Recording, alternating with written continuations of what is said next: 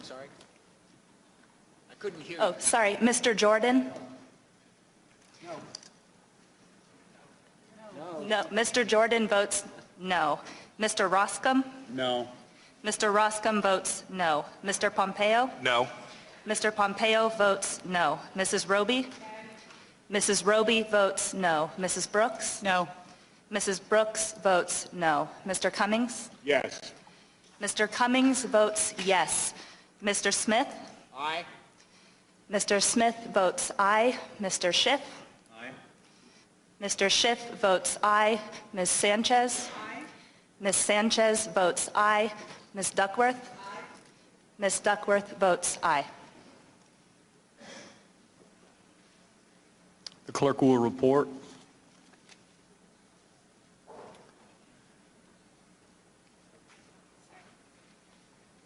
And Mr. Gowdy?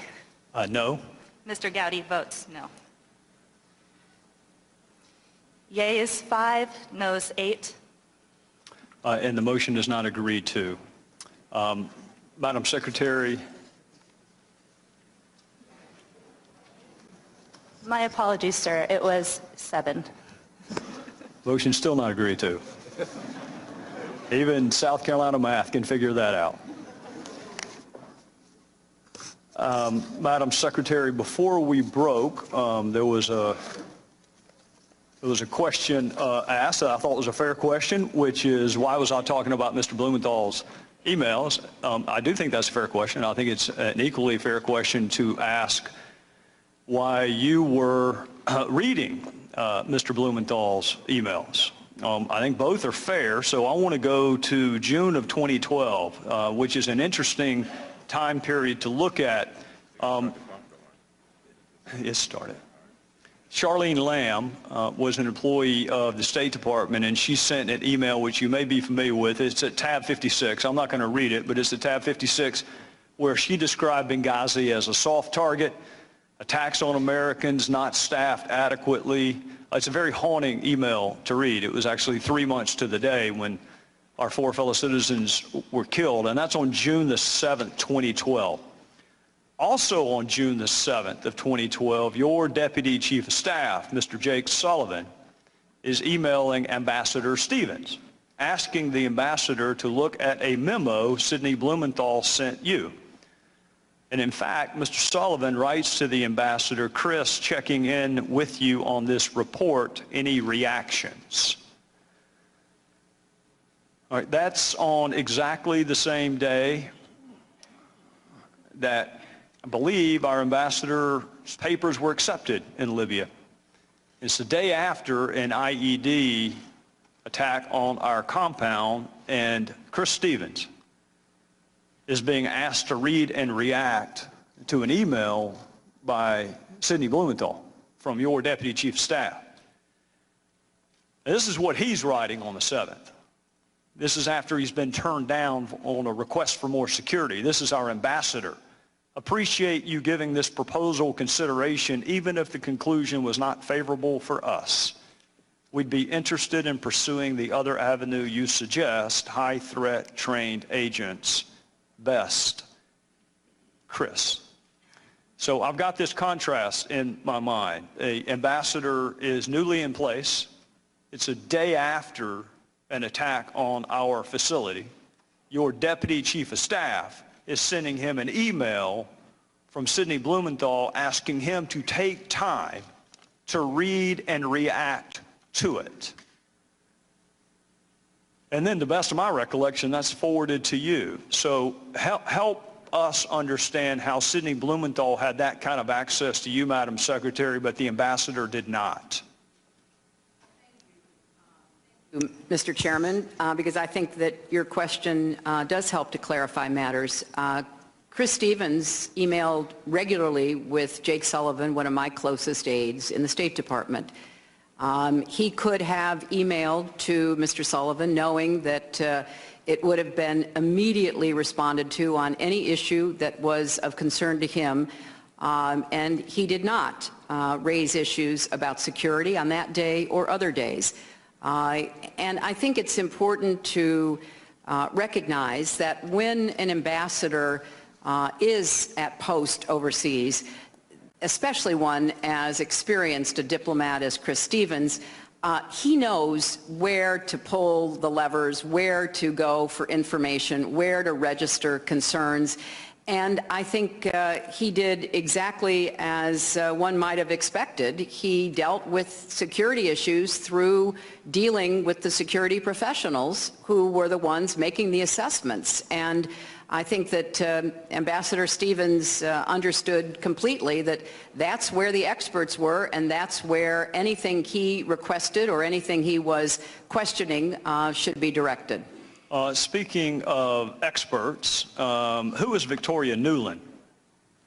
A very experienced diplomat. She served as our ambassador to NATO, appointed by President George W. Bush.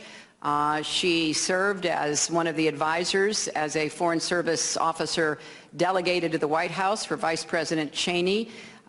She served as the spokesperson for the State Department during my tenure, and she is currently the Assistant Secretary for Europe under Secretary Kerry.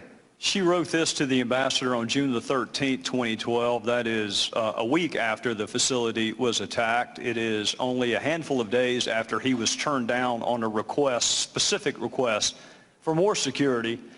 Chris, I know you have your hands full, but we'd like your advice about public messaging on the spate of violence in Libya over the past 10 days.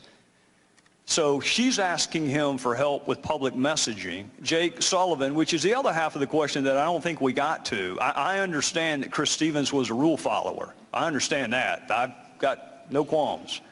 My question was actually not why Chris Stevens didn't contact you, but why did Jake Sullivan send Chris Stevens a Sidney Blumenthal email to read and react to on the day after the facility was attacked? The same day he was denied a request for more security, and instead of email traffic back and forth about security, it's read and react to a Blumenthal email. Well, I think any ambassador, if one were sitting before the committee, would say that they handled a lot of incoming information and requests. Some of it was about what was happening in country. Some of it was about what was happening back in the United States. And Chris felt strongly that the United States needed to remain in and committed to Libya. So he was concerned that there might be a feeling on the part of some, either in the State Department or elsewhere in the government, that we shouldn't be in Libya. And he was adamantly in favor of us staying in Libya. So part of what the discussion with him and Jake Sullivan and others was, how do we best convey what the stakes the United States has in staying involved in Libya would be? And I thought that was, very much in keeping with both his assessment and his experience. Well, I appreciate your perspective, Madam Secretary. Let me share with you my perspective. And if you need to take a time to read a note, I'm happy to pause.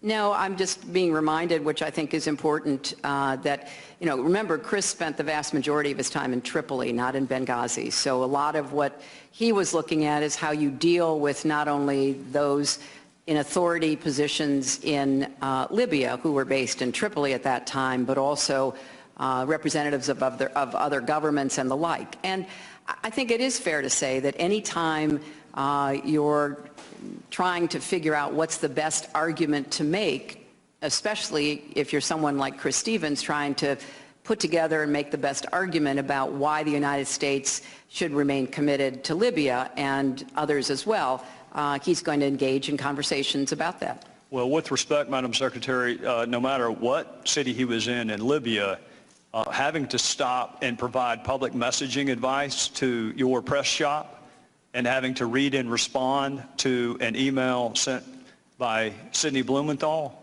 it doesn't matter what town you're in. He needed security help. He didn't need help messaging the violence. He needed help actually with the violence. You have said several times this morning that you had people and processes in place. And I want to ask you about an email that was sent to you by another one of your aides, Ms. Uma Abedin. That would be exhibit number 70 in your folder. She emailed you that the Libyan people needed medicine, gasoline, diesel, and milk. Do you know how long it took you to respond to that email? Well, I responded to it very quickly. Yeah, 4 minutes. My question, and I think it's a fair one, is the Libyan people had their needs responded to directly by you in 4 minutes, and there is no record of our security folks ever even making it to your inbox. So if you had people and processes in place for security, did you not also have people and processes in place for medicine, gasoline, diesel, milk? You know, Mr. Chairman, I've said it before. I will say it again. I'll say it as many times as is necessary to respond. Chris Stevens communicated regularly with the members of my staff. He did not raise security with the members of my staff. I communicated with him about certain issues. He did not raise security with me. He raised security with the security professionals. Now, I know that's not the answer you want to hear because it's being asked in many different ways by committee members. But those are the facts, Mr. Chairman. No. Ambassadors in the field are engaged in many different tasks. They are basically our chief representative of the President of the United States. So they deal with everything from, foreign aid to security to dealing with the personal requests for visas that come from people in the country they are assigned to.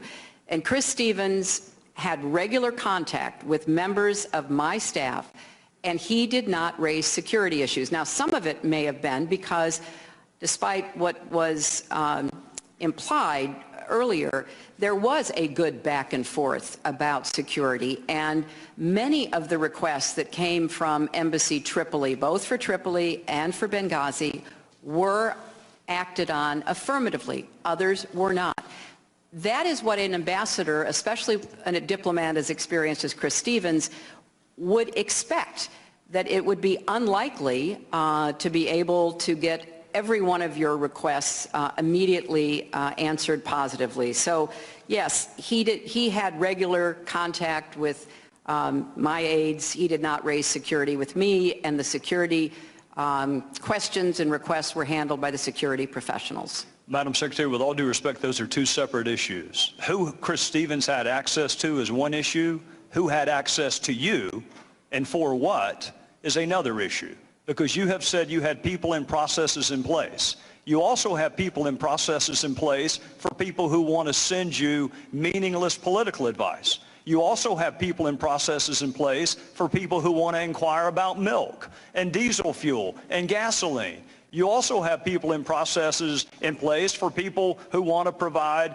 insults towards folks you work with in the administration. All of that made it directly into your inbox, Madam Secretary. That is my question. My question is, how did you decide when to invoke a people in process and who just got to come straight to you? Because it looked like certain things got straight to your inbox and the request for more security did not. And while you're answering that, I want to inform and instruct why I'm asking it. You have mentioned the ARB on a number of occasions again today. This was not the first ARB. We had one after Kenya and Tanzania. And that ARB could not have been more specific. The Secretary of State should personally review the security situation of our embassy facilities. That ARB put the responsibility squarely on you. So with respect to that previous ARB recommendation, and in contrast, what did make your inbox versus what did not, did you personally review our security situation as the previous ARB required? Well, let me see if I can answer the many parts of your question, Mr. Chairman. Yes, personal email came to my personal account. Work-related email did as well. And I also relied on a number of my aides and staff members, as well as experienced Foreign Service officers and civil servants, who were similarly engaged in gathering information and sharing it. And as I said, and I will repeat, Chris Stevens communicated with a number of people that I worked with on a daily basis in the State Department. So far as I know, he did not raise any issue of security with any of those people. He raised it where he knew it would be properly addressed. If he had raised it with me, I would be here telling you he had. He did not. And so I think it's important to try to separate out the various elements of your question, Mr. Chairman, and I will do my best to continue to try to answer your questions. But I have said before, and I will repeat again, Sid Blumenthal was not my advisor, official or unofficial, about Libya. He was not involved in any of the meetings, conversations, other efforts to obtain information in order to act on it. On occasion, I did forward what he sent me to make sure that it was in the mix. So if it was useful, it could be put to use. And I believe in response to the email you pointed out originally from Ambassador Stevens, he actually said it rang true and it was worth looking into. So I think it's important that we separate out the fact that Mr. Blumenthal was not my advisor. He was not an official of the United States government. He was not passing on official information. He, like a number of my friends who would hand me a newspaper article, would buttonhole me at a reception and say, what about this or what about that? We're trying to be helpful. Some of it was, a lot of it wasn't. Chair will now recognize the gentlelady from California, Ms. Sanchez. Thank you. Secretary Clinton, I listened very carefully when Chairman Gowdy was questioning you in the first round of questioning. I have to say I was kind of surprised. We waited more than a year to finally get you up here to testify. We spent almost $5 million and we interviewed about 54 witnesses. And when the chairman finally got his chance to question you, he asked you he quibbled actually over the definition of the word unsolicited. As if that wasn't bad enough, then he doubled down on this idea that Sidney Blumenthal was your primary advisor on Libya, a claim that we heard the Washington Post awarded for Pinocchios. He said on Sunday on national television that he had zero interest in the Clinton Foundation and other topics, but then he just spent his full time, the full questioning time in the first round, asking you about the Clinton Foundation, media matters, and other topics that don't really have anything to do with the attacks that occurred in Benghazi. And my own sense of incredulity was, really? Is this why we've asked you to come to testify about that? The overwhelming sense that I get from the Republican side of the aisle is they seem to be arguing somehow that Sidney Blumenthal had access to you while Ambassador Stevens did not. Do you think that that's an accurate statement? Of course not, Congresswoman. You know, you didn't need my email address to get my attention. In fact, most of the work I did, as I said this morning, had nothing to do with my emails. It had to do with the kind of meetings and materials that were provided to me through those who were responsible for making decisions on a whole range of issues. And as I just told the chairman, if Ambassador Stevens had grave concerns that he wanted raised with me, he certainly knew how to do that. He could speak to your office or your staff? Absolutely. Or you directly on the telephone? Absolutely. Did he ever ask you for your personal email address and you turned him down? You shot him down? No, he did not. Can't email me? The other thing that I'm hearing from the other side of the aisle is they're arguing that there was this, security was, it was sort of decomposing in eastern Libya. And that no security improvements were ever made to the Benghazi outpost. That's not a true statement, is it? No, it is not. In fact, there were many security enhancements that were asked for that were actually made, although there were other requests that were made that were not fulfilled. Is that correct? That's correct. Okay. The other line of questioning that sort of surprises me is that over the course of this investigation, Republicans have repeatedly asked why the U.S. was still in Benghazi on the night of the attacks. During the Select Committee's first hearing, which was more than a year ago, the chairman posed the following question. We know the risk of being in Benghazi. Can you tell us what our policy was in Libya that overcame those risks? In other words, why were we there? And the Accountability Review Board had already answered that question. It explained that Benghazi was the largest city and historical power center in eastern Libya. Further went on to say, although the rebel-led Transitional National Council declared that Tripoli would continue to be the capital of post-Gaddafi Libya, many of the influential players in the TNC remained based in Benghazi. And the ARB went on to explain that Ambassador Stevens advocated for a U.S. presence in Benghazi, and his status as the leading U.S. government advocate on Libya policy and his expertise on Benghazi in particular caused Washington to give unusual deference to his judgments. Secretary Clinton, do you agree? Was Ambassador Stevens a leading expert on Libya policy, and did you also give his opinions a lot of weight and respect? Yes, I did, Congresswoman. And do you recall Ambassador Stevens advocating from the ground up for continued U.S. presence, specifically in Benghazi? Yes, he did. In fact, Ambassador Stevens' emails, many of which this committee has had for more than a year, confirm what you've just stated.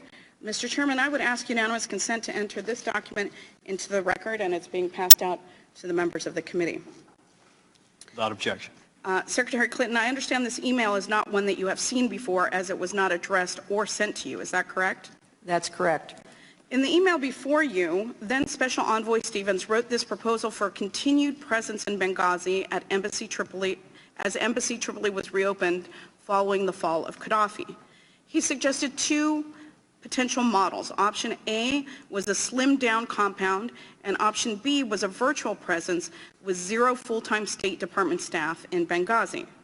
Special Envoy Stevens sent this email to Jean Kretz, then the ambassador to Libya, his deputy chief of mission, and the director of the Office of Maghreb Affairs. At the time, these career diplomats had a combined 83 years of foreign service experience. Would the recommendation of this team be given a fair amount of weight within the department? Yes, it would. And is that the way that it should work, that the views of experienced diplomats should count in decision-making? They certainly did to me, and I think that should be the practice. In the same email, Special Envoy Stevens states, quote, my personal recommendation would be option A, which was the option for a slimmed-down compound. He then notes a few of his key rationales for wanting to stay. In an earlier September 6, 2011 email advocating for continued Benghazi presence, Special Envoy Stevens provided more reasons, including the opportunity to, quote, monitor political trends and public sentiment regarding the new Libya. The revolution began in eastern Libya, and the view of these 2 million inhabitants will certainly influence events going forward. Secretary Clinton, do you agree with Ambassador Stevens' view that there were important reasons to have a presence in Benghazi despite the risks? Yes, I do. Other documents show that Ambassador Stevens continued to advocate for continued U.S. presence once he became ambassador to Libya. In fact, at the end of August, just 2 weeks before the attacks, he was working on a proposal for a permanent presence. As that proposal explained, quote, a permanent branch office in Benghazi to provide a permanent platform to protect U.S. national security interests in the region and to promote a stronger, healthier, and more vibrant bilateral relationship with the new, free, and democratic Libya. While Ambassador Stevens took seriously the significant security incidents in Benghazi that occurred in June, he never decided that the risk outweighed the benefit, and he never recommended closing the post in Benghazi. He worked with his counterparts to try to manage that risk as best they could. In its report, the Benghazi Accountability Review Board found, quote, the total elimination of risk is a non-starter for U.S. diplomacy, given the need for the U.S. government to be present in places where stability and security are often most profoundly lacking and host government support is sometimes minimal to non-existent. Secretary Clinton, this is such a difficult issue, the balancing of interests. From your perspective as a former senator and Secretary of State, how do you best ensure that we are striking the right balance going forward? Well, Congresswoman, thank you for that question, because I do think that's what we should be talking about, and several of you have posed similar questions. I think you do start with the best expert and experienced advice that you can get from across our government. And as you rightly point out, Chris Stevens never recommended that we close Benghazi. He advocated for keeping Benghazi open, and as you rightly refer to this email, for a particular configuration that would fulfill the needs of our country being represented there. Obviously, you have to constantly do this balancing act that I referred to earlier today. And most times we get it right. In fact, the vast majority of times we get it right. With Benghazi, the CIA did not have any plans to close their facility. The opinion of those with the greatest understanding of our mission, our diplomatic mission in Benghazi, was exactly the same, that we should not close down, we should not leave Benghazi. And it's, obviously something that you have to be constantly evaluating in all of these difficult, unstable spots around the world. But I appreciate your bringing to the committee's attention the strong opinion of the man who knew the most and was on the ground and who understood what we were trying to achieve in Benghazi, Ambassador Stevens. Was it your understanding that he certainly understood the risk of being there? He definitely understood the risks, yes. Thank you. I yield back. Gentlelady yields back. The chair will now recognize the gentlelady from Indiana, Ms. Brooks.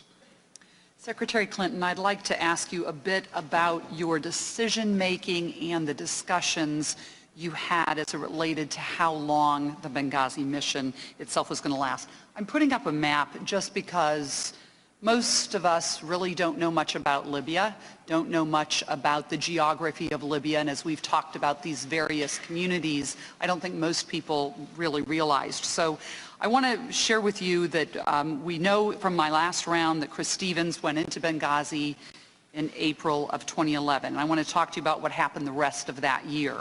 And just because there was a lot going on, I thought it would be helpful to have this map. So by mid-July, our government formally recognized the TNC as the official government of Libya, replacing the Gaddafi regime. And TNC was based in Benghazi at that time.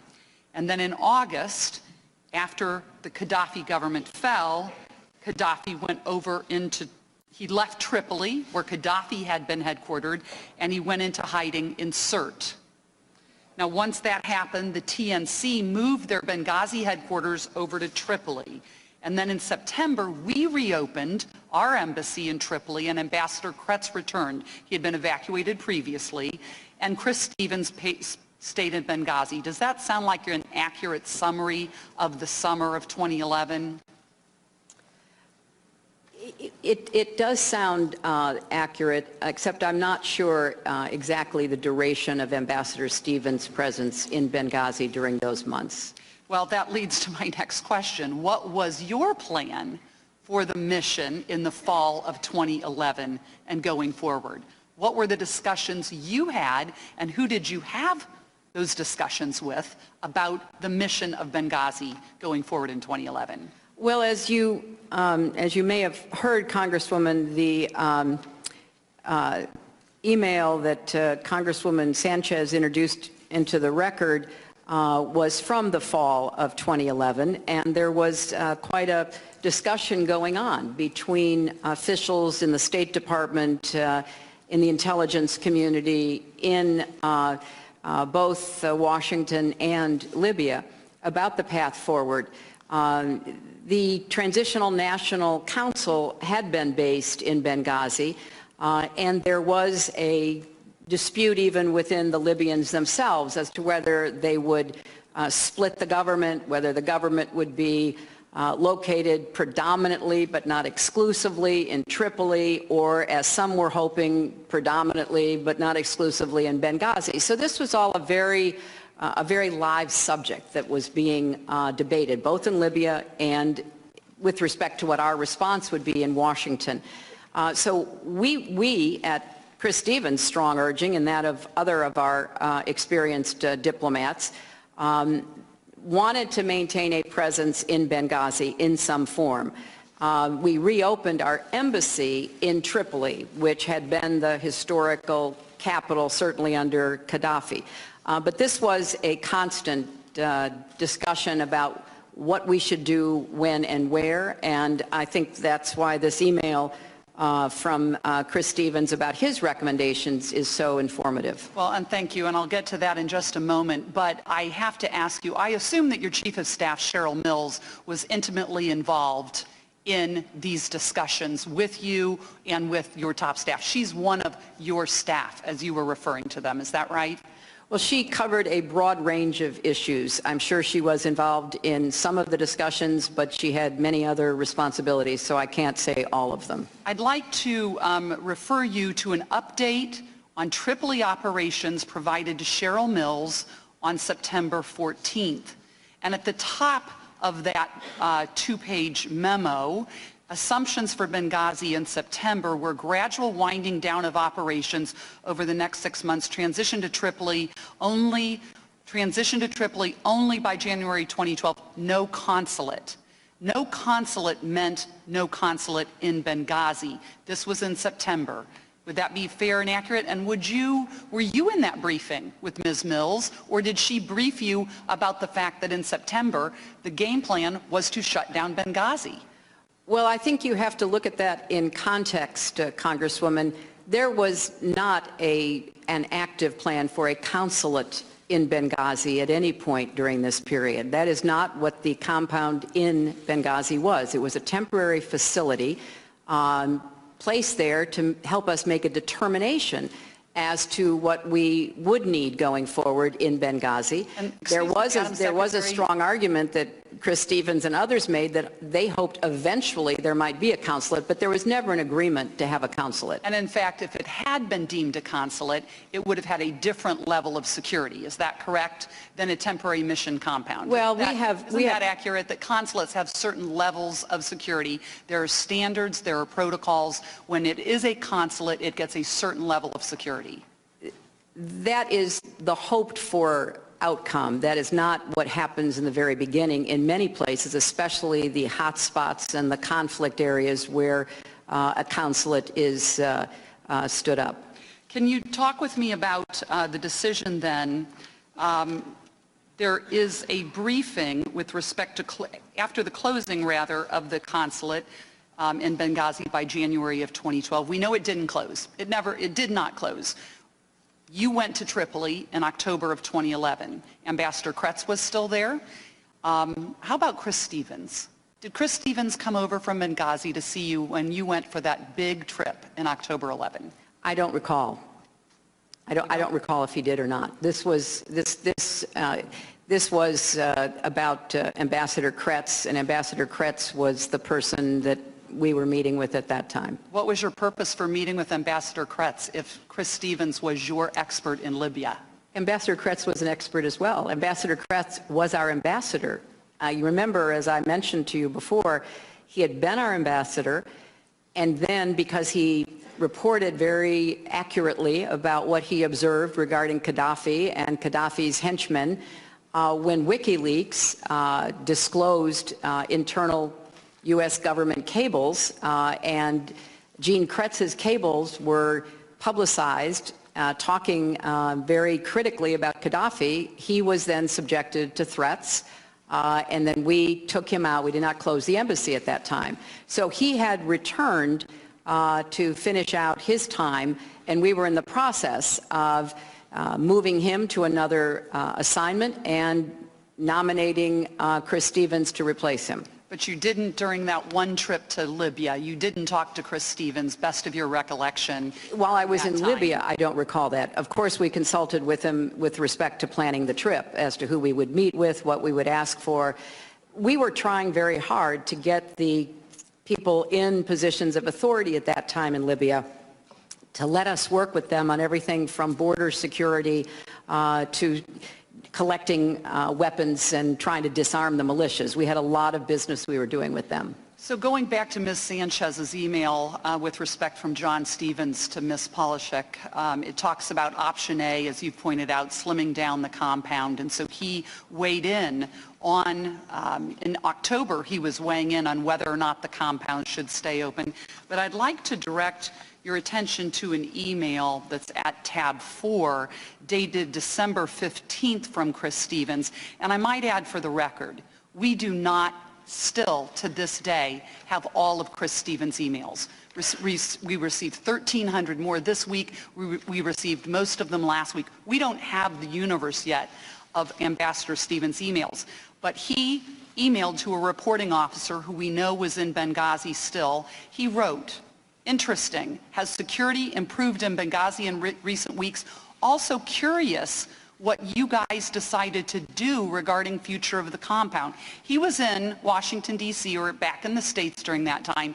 And in December, Ambassador Stevens, your soon-to-be ambassador, didn't know what was going to happen with the compound in Benghazi. How is that possible? Well, Congresswoman, one of the great attributes that Chris Stevens had was a really good sense of humor. And I just see him smiling as he's typing this because it is clearly in response to the email down below talking about picking up a few, quote, fire sale items from the Brits.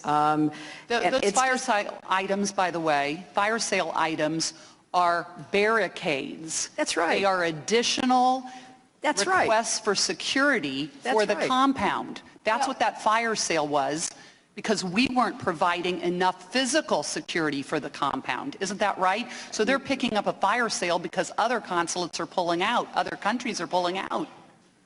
Well, I thought it showed their entrepreneurial spirit, Congresswoman, Absolutely. and I applaud them for doing so. We did respond to a number of the security requests, the physical security requests. The posters that were up earlier this morning were only about the number of diplomatic security personnel. You're talking about physical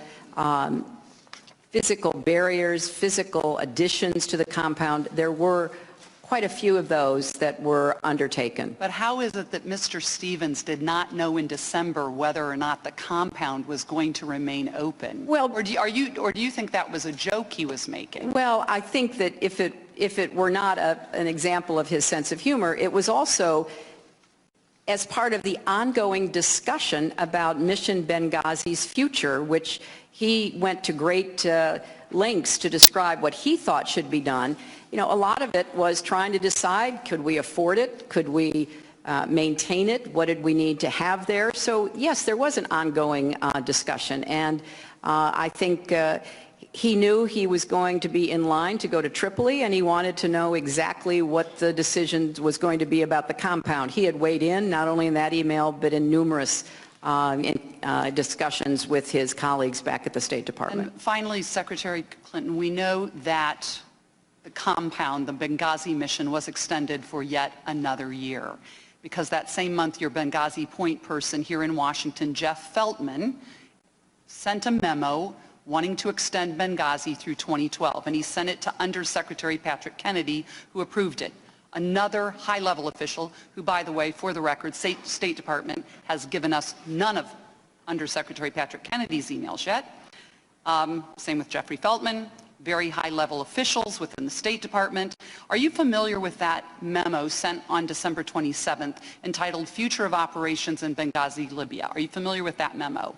And Well, if so, did Assistant Secretary Feltman discuss that memo with you at the time and discuss extending the mission in Benghazi in December of 11? I'm familiar that there was an ongoing discussion about the future of the mission in Benghazi. A discussion and between whom, man? Who between were all of the relevant officials in the State Department. Help me with understanding. Well, Jeff Feltman was one of them. Okay. Obviously, Chris Stevens was one of them, but there were many others who had information and expertise to add to it, and there was a recommendation that Benghazi be continued through 2012 as part of the continuing evaluation of whether or what we wanted to have on a more permanent basis in Benghazi. And do you recall, were you in those discussions? Were you specifically in those meetings? You've shared that you didn't do a lot by email, that you had more meetings and briefings. Were you in those meetings about extending Benghazi through the end of the year? There were certainly meetings in which I was advised about the process being undertaken as to determine whether Benghazi should be extended. So yes, I was aware of the process that was ongoing, and I was kept up to date about it. And were there any minutes or any briefings? The gentlelady's time has expired. Way over. Chair will now recognize the gentleman from Washington, Mr. Smith. I just want to clarify a couple of points. First of all, Ambassador Stevens had access to you. Yes, he did. In fact, as we were here, a former, I don't have the name in front of me, but an ambassador in Russia said that, he always had access to you, always had constant communication with you, never had your email address. I would hope that ambassadors would have more direct and immediate lines of communication, and Ambassador Stevens certainly did, correct? Yes. Mm-hmm. And also, did Ambassador Stevens ever advocate either leaving Libya or abandoning Benghazi?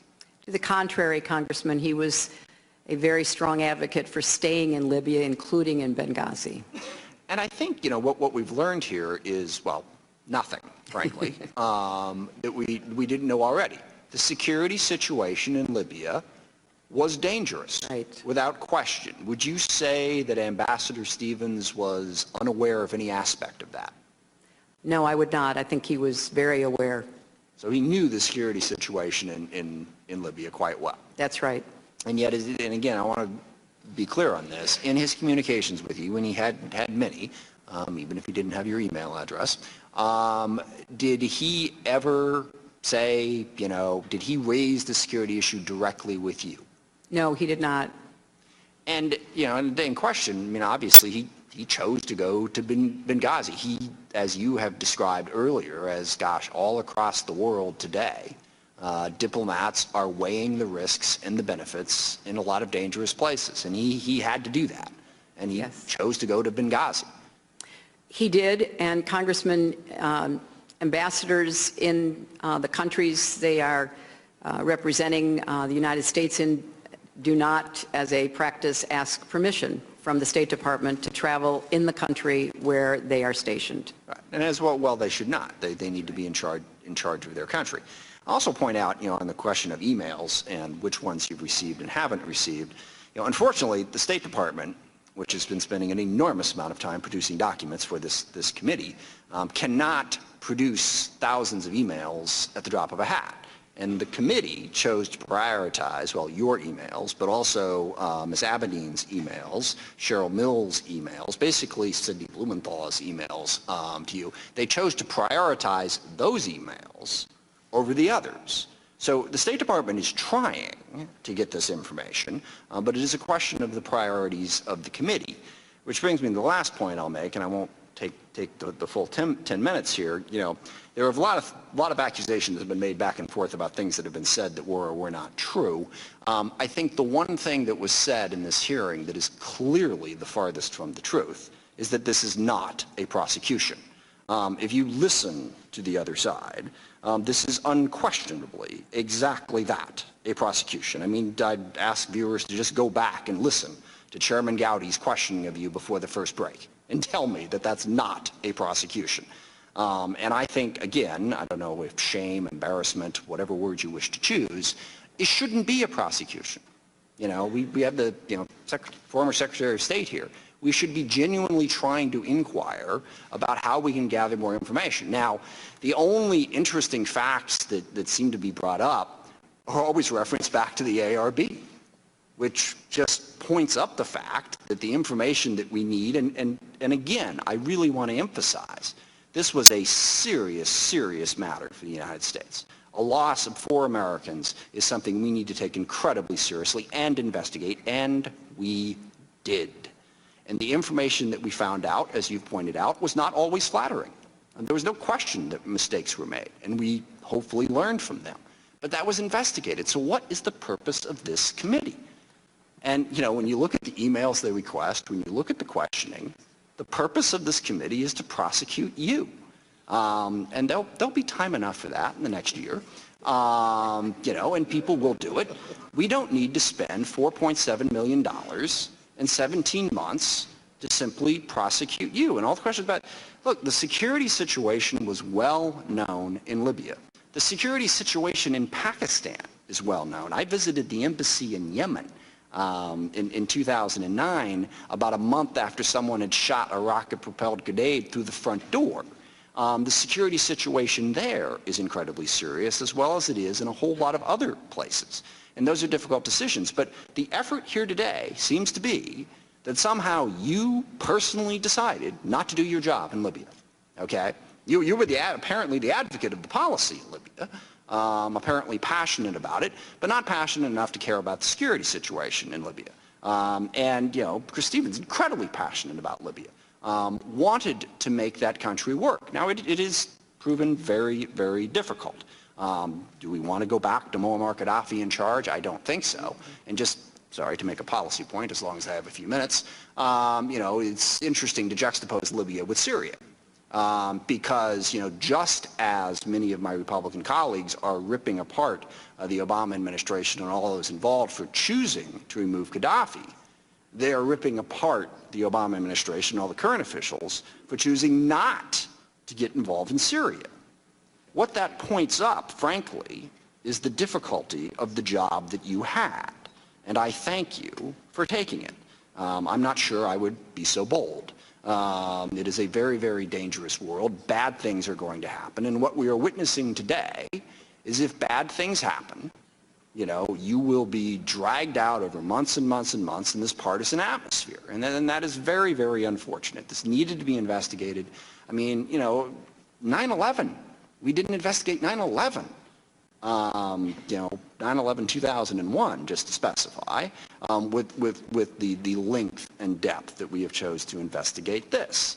So again, I come back to the central point, to the central problem with this committee. It is a prosecution. It is a partisan exercise. It is not trying to investigate and find out the truth. And again, we are now, do a little quick math here, 5 hours into it, count the break, maybe 4 hours into it. We have learned nothing substantively new about what happened in Benghazi. Very serious things happened. They were investigated. They were reported. Mistakes were made. They were reported. But this committee, in all that time and effort, has unearthed nothing. Instead, they want to prosecute you. And you rip apart your every word, your every email. 2 staffers 5 levels down from you who said something bad about you. I mean, my goodness, I hope I don't ever have to undergo that kind of scrutiny. I would not survive it, and I don't think many would. So, I hope in the hours that we have left to do this that we will try to circle back to learning something new, to figuring out how we can best strike that balance that you described of being present in the world, but also trying to keep our people safe. Throughout the history of the country, my aunt was actually a Foreign Service officer way back when, we have lost many diplomats, and she tells me about it all the time. It's a difficult balance. If we can get back to that, if we can learn something new about what happened in Benghazi, I think that might be helpful. But right now, this committee is not doing a service to the 4 people who died or their families, or to preventing any of these future incidents from happening. So I thank you for your testimony. I thank you for your leadership and your willingness to do a very, very difficult job. And with that, I yield the remainder of my time to the ranking member, Mr. Cummings. Madam Secretary, maybe an hour or so ago, we were talking about the diplomatic security folks on the night of the incident, and you look like it appeared that you wanted to say a little bit more about that and what they. Speaking of that, the incident, would you like to elaborate? Well, thank you, Congressman. I don't want anything that is said to me or about me to take away from the heroic efforts that the diplomatic security officers exhibited. The 5 men who were with Chris and Sean Smith risked their lives repeatedly and were themselves under grave threat. I wanted to point out that even when we try to get it right, which we do try, sometimes there are unintended consequences, and there is an example out of this tragedy. Coming out of previous assessments of attacks on facilities, we now have safe havens, safe rooms in facilities, particularly residences. The diplomatic security officers were able to get both Chris and Sean into that safe room. Of course, the idea behind the safe room, why security experts advocated for them, was to protect our civilians, our diplomats, from attacks like the one that was occurring. The attackers used diesel fuel to set the compound on fire. And the safe room was anything but safe. I'm sure the committee members know that neither Chris Stevens nor Sean Smith died from injuries directly inflicted by the attackers. They both died of smoke inhalation.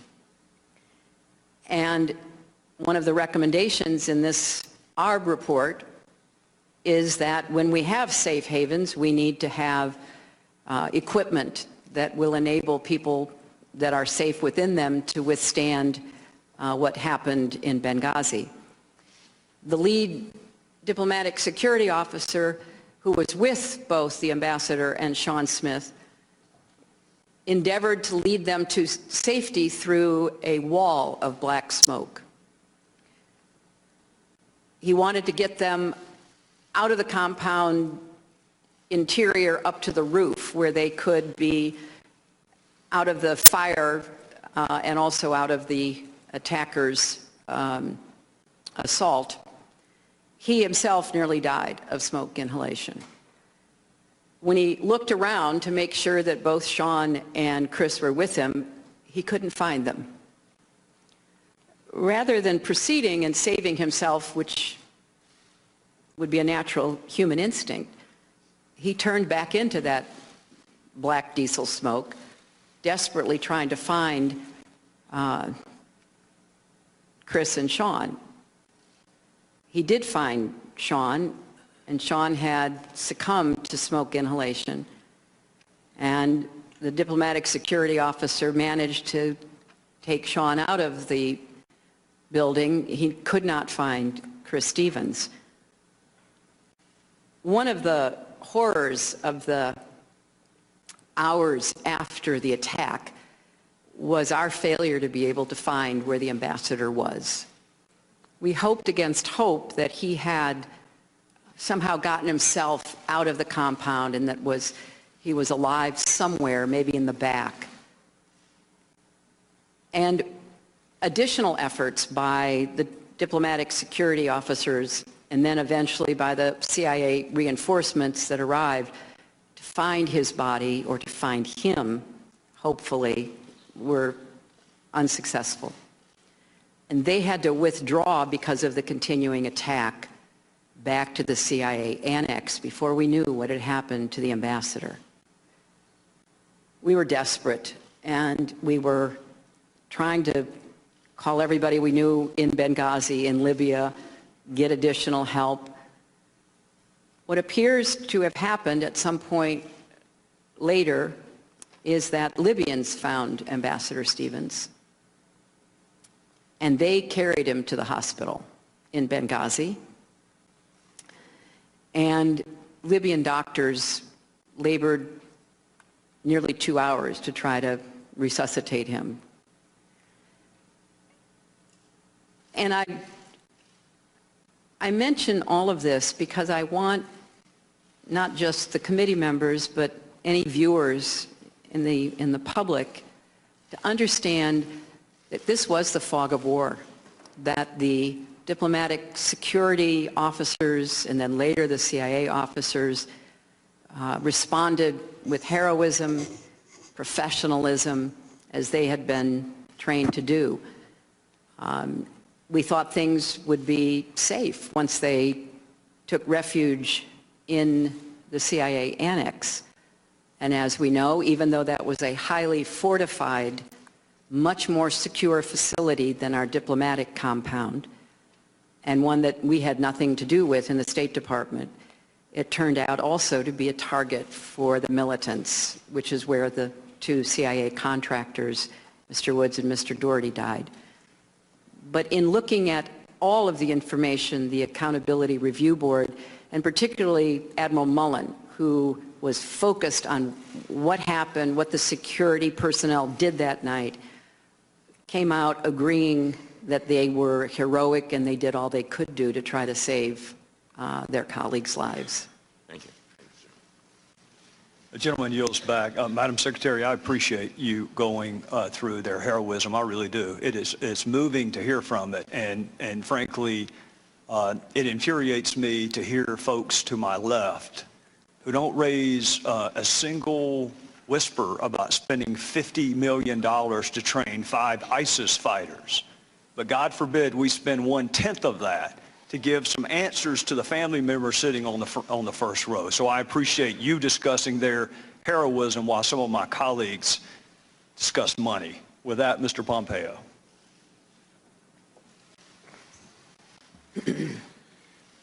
I should add for that, I think, Mr. Smith gave a soliloquy. I think it was elegant, but more importantly, I think it was representative of the behavior of the Democrats on this panel. Since May of 2014, not one finger, not one question for a witness. They say they want to get at the truth, but the truth of the matter is they spent most of their time today, anybody can rewind the tape and find they spent most of their time today attacking members of this committee in this process. And I regret that. I think that's a violation of their duty to the country and most importantly, their duty to the families. I want to go back to a couple things I talked to you about a bit before, Madam Secretary. So Ambassador Stevens didn't have your email, is that correct? Your personal email? I'm sorry, what did you ask me? Ambassador Stevens did not have your personal email address. We've established that. Yes, that's right. Did he have your cell phone number? No, but he had the 24-hour number of the state operations in the State Department that can reach me 24/7. Yes, ma'am. Did he have your fax number? He had the fax number of the State Department. Did he have your home address? No, I don't think any ambassador has ever asked me for that. Did he ever stop by your house? No, he did not, Congressman. Mr. Blumenthal had each of those and did each of those things. This man upon whom provided you so much information on Libya had access to you in ways that were very different than the access that a very senior diplomat had to you and your person. I had a picture up here a bit ago of a man named Wissam bin Hamid. You said you didn't recognize who he was. Were you ever briefed that he was present at the compound the night that Ambassador Stevens was killed? We're trying to track down the basis of your question, Congressman. We have no information at this time. My question is a yes or no question. It's pretty simple. Well, I don't have any information that I can provide to you, yes or no, because I know nothing about this. So the question is, were you briefed? And the answer is? We don't know anything about it, so how could I have been briefed about something we know nothing about? Great, thank you. Are all ARBs created equal? Well, there have been 19, including the one that we impaneled after Benghazi. They've all been led by distinguished Americans. They've all been set up in accordance with the laws and rules that the Congress established when they created the legislation to establish ARBs. So I assume in those respects they are created equal. Yes, ma'am. You know, I asked a pretty simple yes or no question, I guess. And I'm happy to let you expand. I'm happy to bring breakfast in. But when we ask a yes or no question, it'd sure be helpful if we could get to the answer. It wasn't a trick question at all. Are the recommendations of each ARB worthy of equal treatment? Well, they certainly are worthy of follow-up by the department, and I believe that they have been. There was an ARB, please, if you put up the poster, please. There was an ARB in 1998. You said this before in your testimony. 200 folks were killed.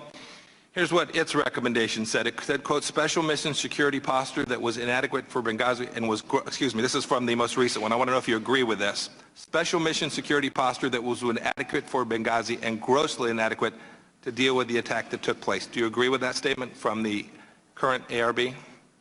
I accepted the recommendations of the current Madam ARB. Secretary, my question is if you agree with it. I don't think that's a relevant question, Congressman. I think the question is, I accepted their recommendations, and obviously their recommendations were based on their very thorough investigation and analysis. So clearly, I endorsed the entire board's work. In January 2014, Senator Feinstein, noted conservative, said, quote, in her report, the incidents at the TMF and CIA were likely preventable, end of quote. Do you agree with that statement from Senator Feinstein's report? Well, I would like to think that anything of that magnitude and the loss of life could have in some way been preventable. I think that what the ARB recommended were steps to try to enhance our ability to prevent future attacks. Let's go back. I want to go back now. I have the right poster up. I apologize for that. In 1998, here's what the ARB said. It said, quote, the Secretary of State should personally review the security situation of embassy chanceries and other official premises, closing those which are highly vulnerable and threatened, end of quote. You've told us all day today that you don't think you should have been involved, and I'm quoting again from the ARB, personally reviewing security. How do you square that? Well, there are a couple of important points to make about this, Congressman. First, I made a number of decisions to close embassy, chanceries, and other official premises based on security. I closed the embassy in Tripoli. I had to evacuate all of the Americans out of Libya. We had to, lease ferries that came from Malta.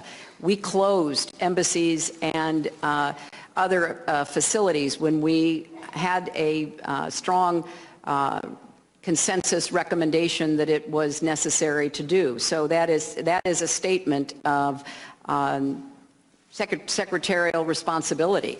Now, with respect to looking at every security request, how high should the wall be, whether there should be barricades placed on the east or the west side, that is handled by the security professionals. So clearly, I closed embassies. I recommended that embassies and other facilities be closed. So I understand what that point is.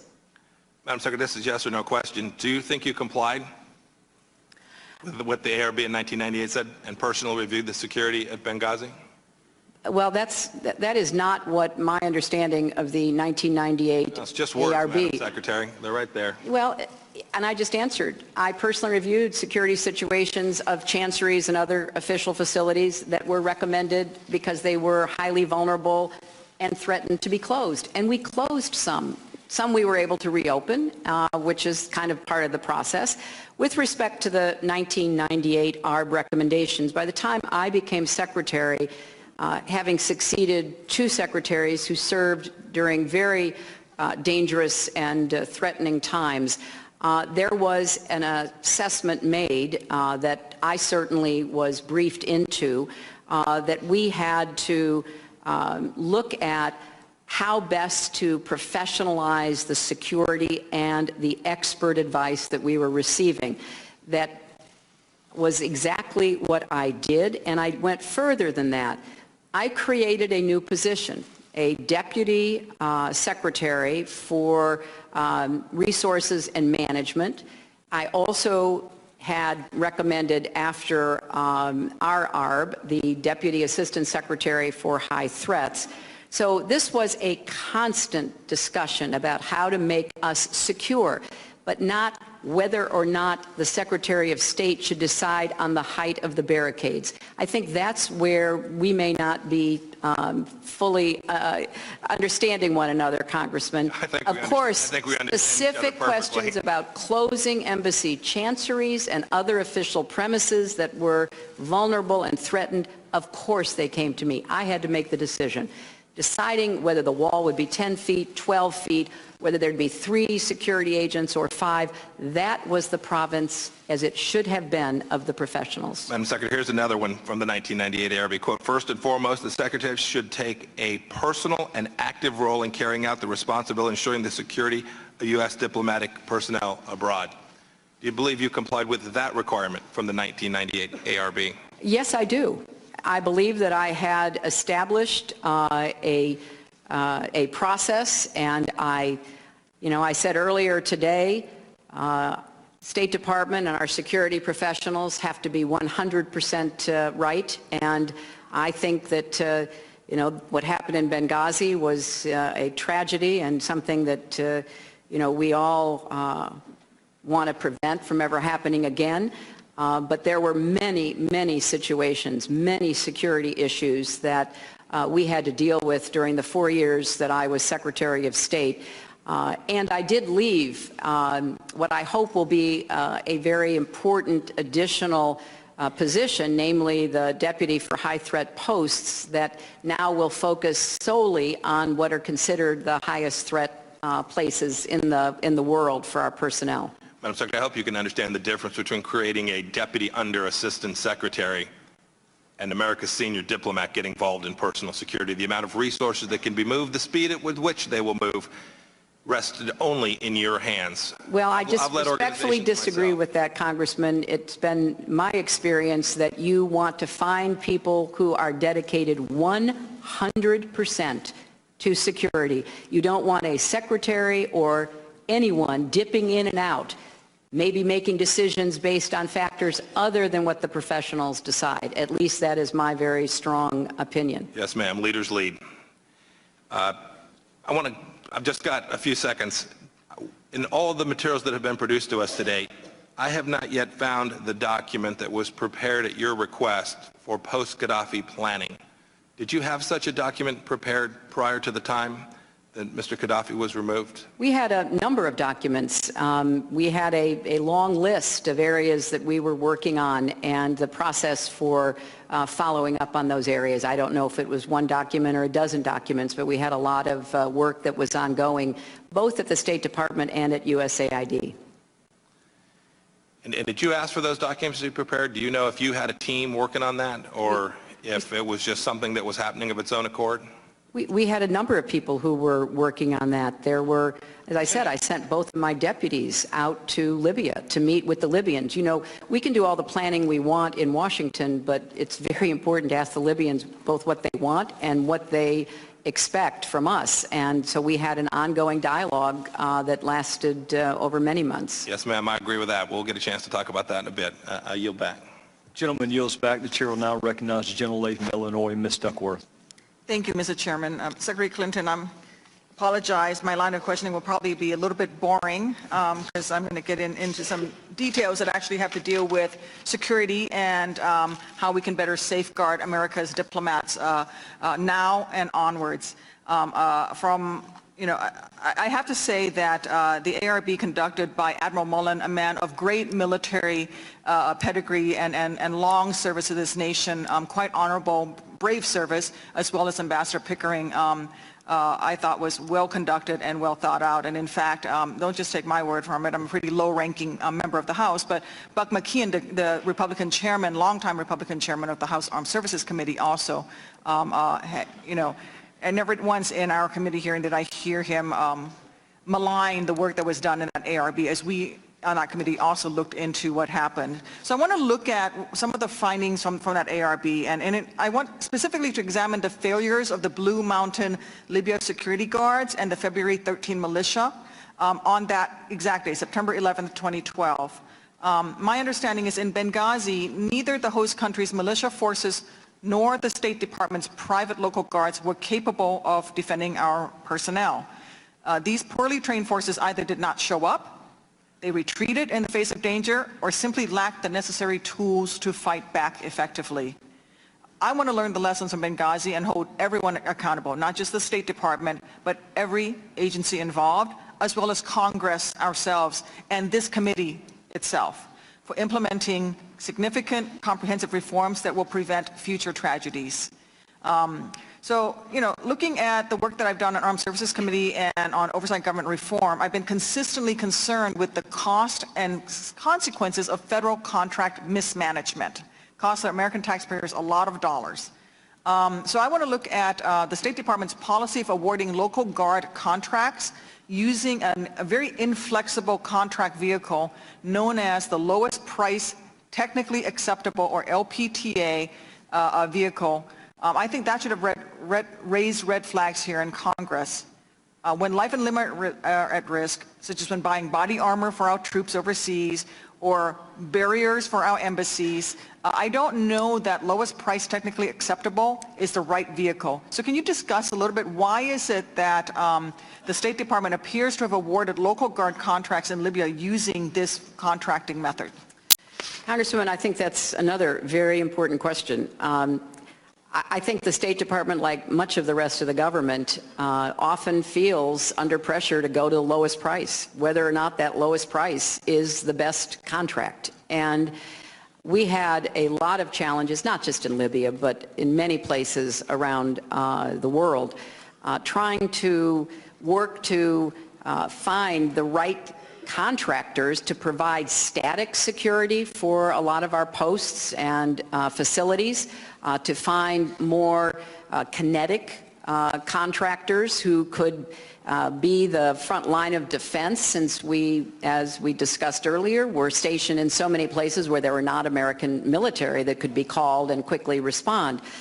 So I would like very much, and perhaps there could be a working group with armed services and foreign affairs and others to look to see whether we couldn't get a little more flexibility into this decision making, because the February 17th militia was viewed by the CIA, which had vetted it, as well as by our diplomats, as a reliable source for kinetic support.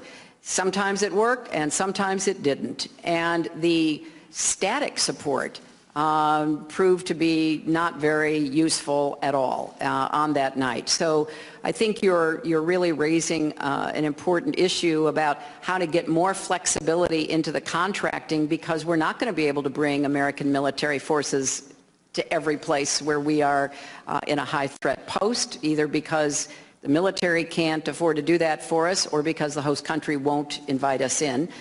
And the other problem, as you pointed out, is that if the host country doesn't have any real resources, it's hard to know how much they can produce. That night I was calling the president of Libya and demanding that he find any friendly militia, any friendly anybody, to show up and to support us. When our reinforcements, the security reinforcements from Tripoli landed, a militia showed up and in fact kept them there until they had a big enough group to accompany them to the CIA annex. So it's a very unpredictable and even erratic process, and it starts with, in many instances, the lowest price, and I don't think that's always the best way to get a contract for security. I happen to agree with you, and I think actually the LPTA that I'm talking about that actually sets very inflexible standards for specifically the Department of State is actually a law passed by Congress in 1990. So when you talk about maybe some sort of a working group, Congress needs to do our part and maybe amend a 35-year-old law that actually forced the State Department to go with the lowest price. Secretary Clinton, can you address what actions Congress can fix problems that have to do with host country instituted stringent policies given the use of private security guards? My understanding is that the country of Libya, the host nation in this case, did not allow your security contractors to carry firearms. The Blue Mountain Guards, I think the Blue Mountain Guards were not allowed to carry firearms. Right. Is that right? Yeah, Blue Mountain was not. Certainly our diplomatic security officers were. The militia members who were supposed to be providing kinetic help for us were.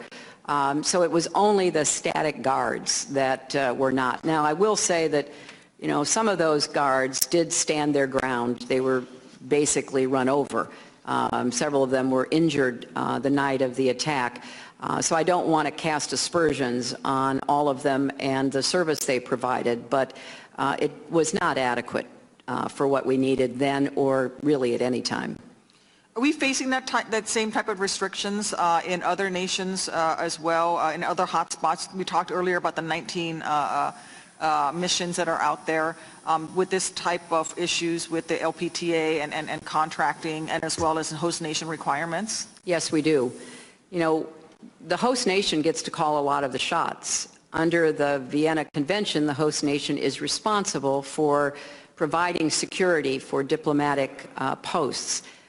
But when a host nation is either unwilling to do so, as we do have in some places where we are present, or unable to do so, because I do think with the Libyans, there was a desire to be helpful, but not a capacity to produce what we needed. We have to really work hard to get the kind of support that is required. And, you know, in some cases, we've been able to work out arrangements with the host countries. Some we have just defied them and tried to be very quiet about what we were doing, and others, you know, we are prohibited. So it's a constant, again, it goes back to that balancing of risk and reward that we're always doing. Going back to the ARB conducted by Admiral Mullins and Ambassador Pickering, how many of their recommendations did U.S. Secretary of State accept? I accepted all of them. They made 29 recommendations, Congresswoman. I accepted all 29 of them and began to implement them before I left the State Department, and I know that Secretary Kerry has continued that work. Do you recommend for future secretaries and for this committee and other members of Congress some sort of a formal review process as we go onwards? I don't want there to be a review process that is triggered by death of Americans. This goes back to my earlier question about institutionalization of this process so that we make sure that our men and women in embassies right now are safe, and that they're safe tomorrow and a year from now and 10 years from now. What needs to be done so that we can make sure that our 4 heroic dead did not lay down their lives in vain? Well, Congresswoman, before the attacks in Benghazi, the Congress never fully funded the security requests that the administration sent to Congress. Following Benghazi, that has improved, but there are still areas where I think greater funding and responsiveness would be helpful.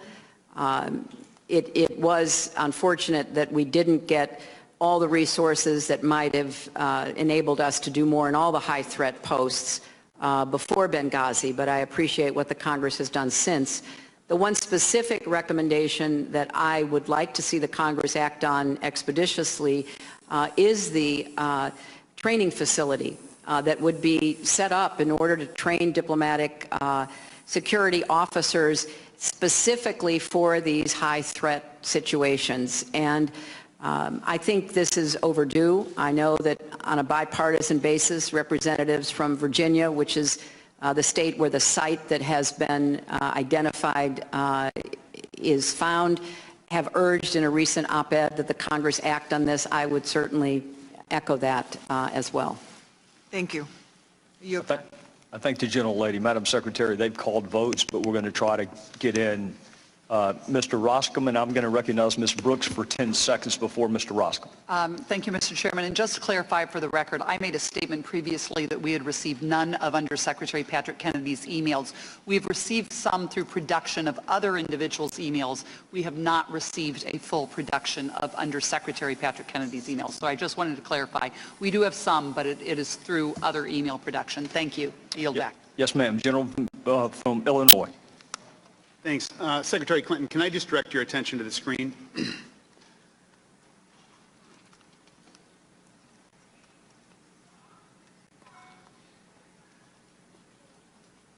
You're familiar with that clip. We came, we saw, he died. Is that the Clinton doctrine? No, that was an expression of relief that the military mission undertaken by NATO and our other partners had achieved its end, and therefore no more American, European, or Arab lives would be at stake in trying to prevent Gaddafi from wreaking havoc on Libyans or causing more problems to the region and beyond.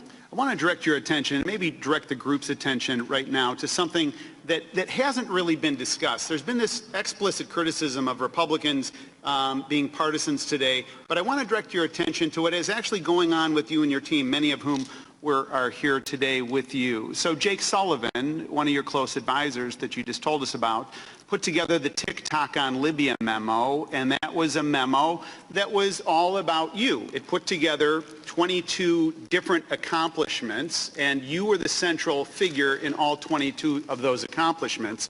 And I've got to tell you, it's really well put together. He uses language of action and initiative and leadership. Let me just give you a couple of these.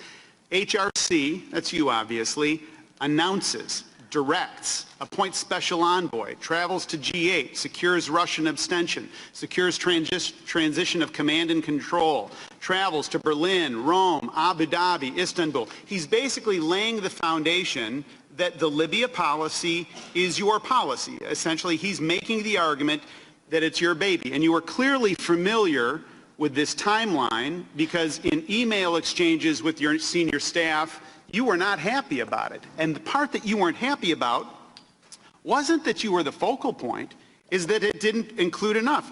So you said, this is your email. What bothers me is that the policy office prepared the timeline, but it doesn't include much of what I did. Another time you said, the timeline is totally inadequate, which bothers me about our record keeping, and I'll come back to that in a minute, Secretary. For example, I was in Paris in 319 when the attack started. It's not on the timeline. What else is missing? Go over as soon as possible. Now, this timeline was put together, according to your senior staff, explicitly for an article that came out in the Washington Post entitled, Clinton's Key Role in Libya Conflict. And in fact, according to your staff, quote, the comprehensive TikTok memo Jake had put together was done in large part for the Warwick piece. It was a piece written by Joby Warwick at the Washington Post. And again, according to your staff, the great detail Joby had came entirely from Jake. That's Jake Sullivan. Joby didn't do any independent research. That's according to your staff. Now, this article, it's one of these articles that you read a couple of times if it's about you. Here are some excerpts. Washington Post. A foreign policy success for the Obama administration and its most famous cabinet minister, Secretary of State Hillary Rodham Clinton. Or this. She went to Paris. There were no instructions from the White House on whether to support strong action in Libya, said a senior State Department official. Yet within 3 days, the official said, Clinton began to see a way forward. And I think my personal favorite is this. Clinton, ignoring the advice of State Department lawyers, convinced Obama to grant full diplomatic recognition to the rebels. Now, you and your team were pleased with the work that you did and the risks that you took, the leadership that you took. A couple of hours ago, you told me, hey, I'm the diplomat here. I'm driving the policy. And isn't it true that you'd been thinking about getting political credit actually for months on this? No.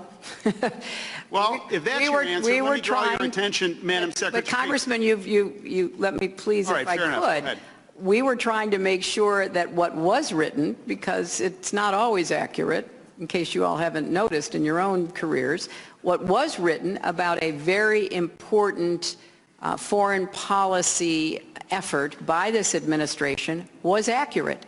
This was all in response, as I understand it, to a reporter trying to ask questions and us providing the best possible information we could. In fact, trying to make sure that we ourselves had a good timeline and that our record keeping was accurate.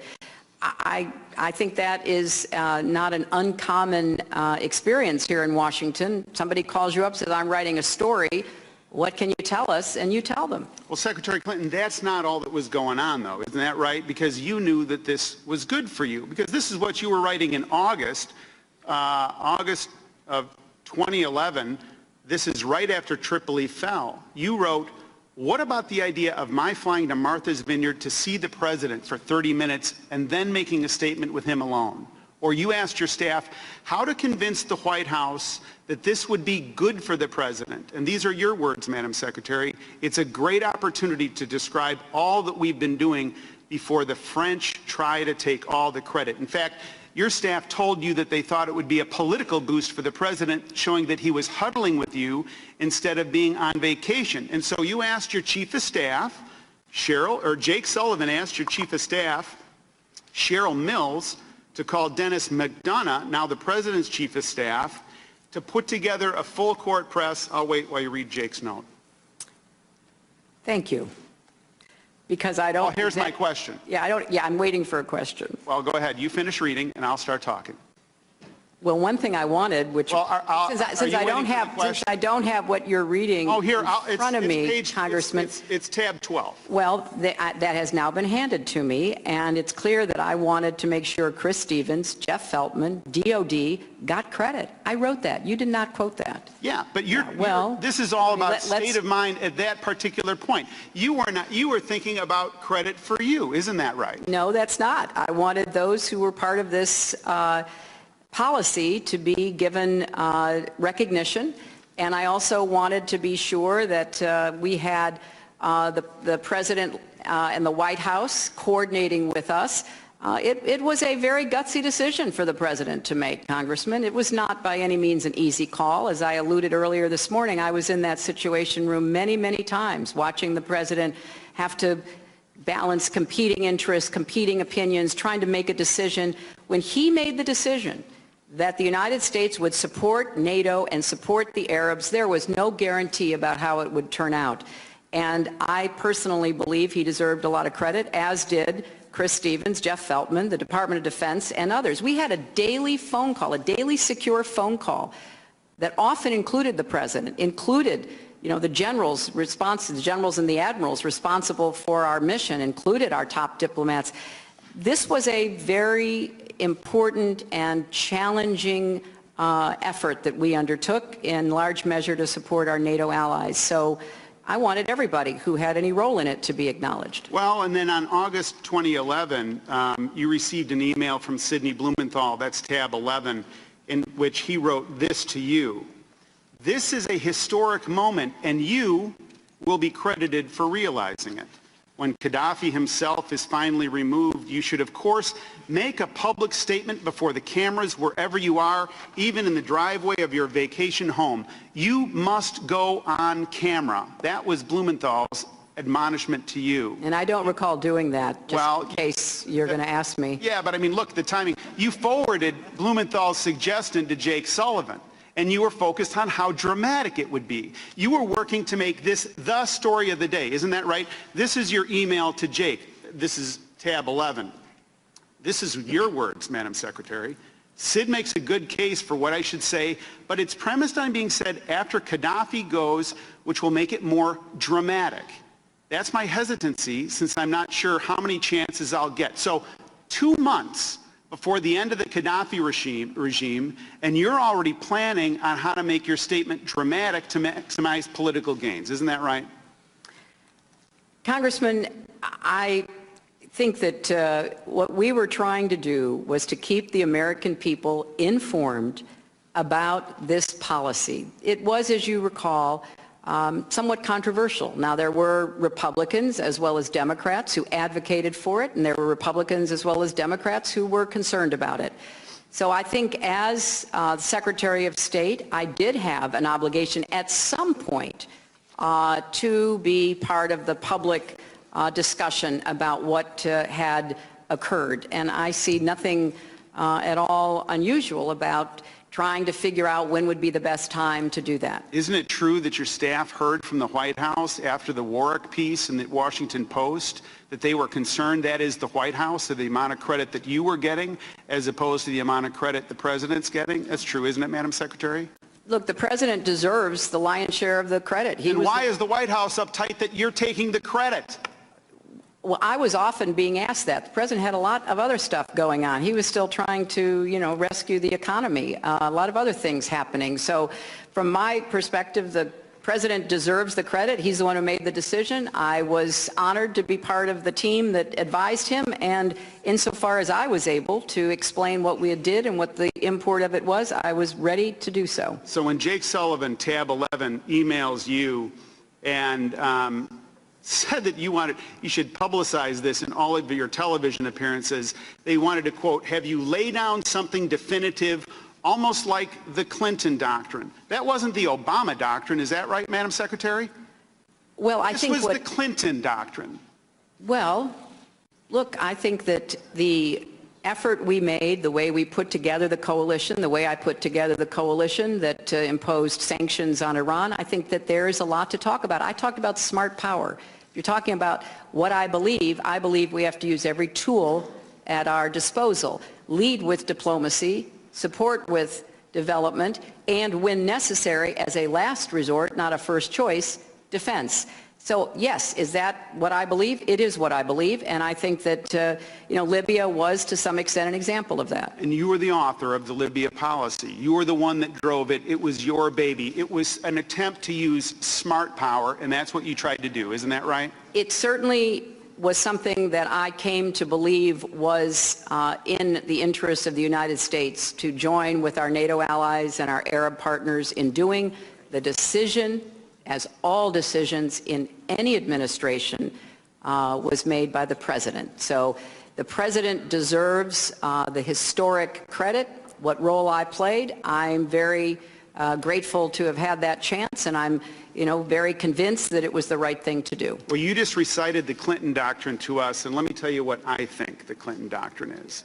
I think it's where an opportunity is seized to turn progress in Libya into a political win for Hillary Rodham Clinton. And at the precise moment when things look good, take a victory lap like on all the Sunday shows 3 times that year before Gaddafi was killed, and then turn your attention to other things.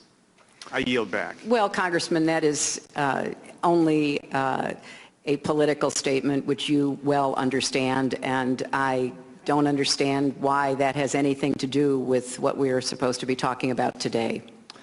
Madam Secretary, votes have been called, so we will go vote and be in recess, and we will be back as quickly as we can.